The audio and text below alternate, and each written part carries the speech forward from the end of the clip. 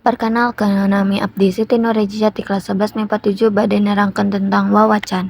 Pangertian wawacan nyaeta seni macakeun wawacan sok disebut beluk. Kecap wawacan teh asalna tina kecap waca anu hartina maca. Ukituna bisa disebutkeun yen ayana wawacan di tatar Sunda teh sabada masyarakatna geus barisaeun maca. Umumna di kalang pesantren jeung para menang. Sajarah wawacan ditilik tina sajarahna gelarna wawacan teh sabada sastra Sunda kapangaruhan ku sastra Jawa pangpangna Mataram dina abad ke-17 Masehi.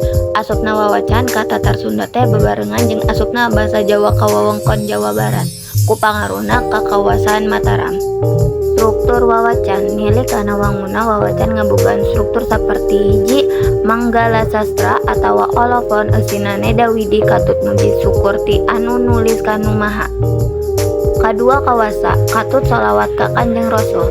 Katilu eusi guluyurna carita ti mimiti nepi ka tamat. Kaopat bagian panutup atawa kolofon eusina titi mangsa ditulisna eta wawacan. Ciri-ciri wawacan nyaeta aya 3. Hiji, wawacan teh nyaeta mangrupa carita anu didandingkeun jeung digelarkeunana dina pisi pupuh. Kadua, ditilik tina wangunna. Carita wawacan teh mangrupa carita anu kauger ka guru lagu, guru wilangan, sering gonta-ganti pupuh jeung umumna paranjang.